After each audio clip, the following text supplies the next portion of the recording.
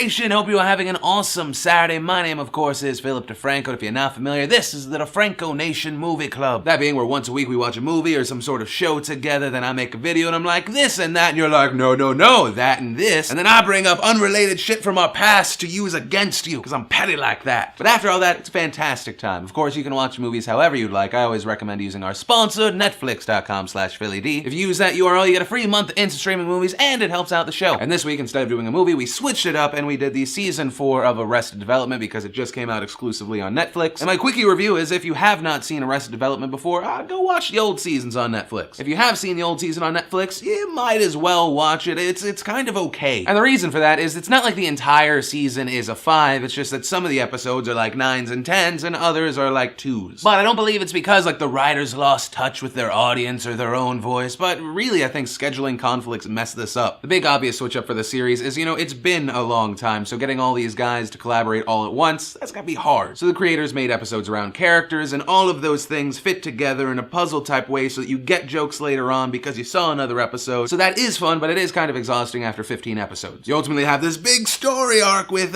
kind of a fizzle and a pop as an ending. The other thing you might notice is the use of CGI. Because the scheduling conflicts were so severe, Henry Winkler is like talking to himself on a green screen, and then they have two people facing a green screen and they're like, I hope nobody notices. And so it's just those kind of things that take you out of it. Once again, I like the series in general, and I am glad they did it, and I am glad that I watched it, but it was just kinda making the best of what you could because you wanted to. The good news, if you are a fan of the series, even though Netflix said that this was going to be a one-time thing, he said I would be open to another season of it if the cast can do it. I kinda have the mindset of I would almost prefer a movie. That way maybe they could pay the cast enough to justify all of them being there at once, and you could have a more cohesive story. Like, and this is gonna be spoilery, so maybe skip 30 seconds ahead. There's something kind of fun about thinking that, like, George Michael has this amazingly successful business and he's a genius, and then later on you realize, like, those aren't people he's working with, it's pedophiles that moved into a community because of something else that happened in another episode. And so it is fun, but there is something missing from the past. And it kind of left me thinking, like, oh,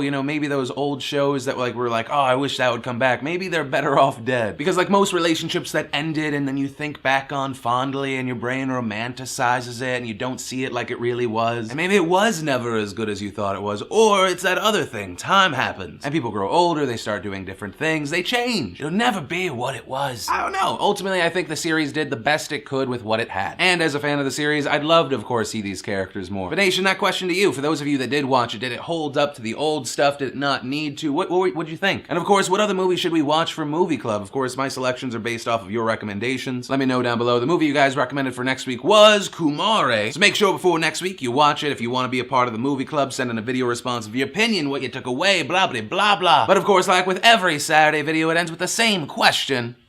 What'd you think, Movie Club? And this week's movie was not a movie, it was Arrested Development, which is a TV series. It's like an 8-hour movie. I'm not really sure if that's great or not yet. I watched the whole thing in a day. There was a lot of stuff that went down. Some things that are different in season 4 is each episode is centric to one character. So there'll be a Michael episode, a Lindsay episode, a Tobias episode, and some characters get 2 episodes, some just get 1. It got to about episode 9 or 10.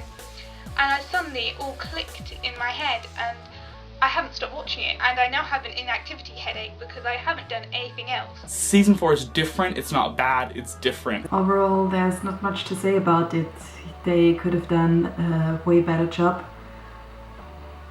I got my hopes up too high and I got really disappointed. I wasn't sure if it was going to be any good, was it not going to be funny anymore. I was worried it was going to be kind of like that bad movie sequel that ruins all the rest of them. But I really had nothing to be afraid of. Netflix did a fantastic job with this. I will say it's very good. I think the first episode is a bit hit and miss, but the second episode was absolutely perfect. You've got Tobias crying in the shower, which is just genius. If you do start watching it though, keep at it because it starts really slow and then it starts to pick up as it goes. But I do warn you, it doesn't have a satisfying ending. It's not that it's bad, it's just not complete. I watched it and I wasn't won over, and I thought if I watch more episodes I might like it more, and I still didn't come around. Like I said, you're going to be generally entertained, but it's not a great show. If your other shows aren't on, or you caught up to all of them, or it's summer and you want to watch something new, pop in Arrested Development. It's a guaranteed decent time. I don't think it's a high risk. I don't think you're going to lose anything out of it. even if you shut it off, I think up to the point where you shut it off, you're going to have been entertained. I can't even tell you how good it is. You just have to watch it. Like, please just start from the beginning and watch it.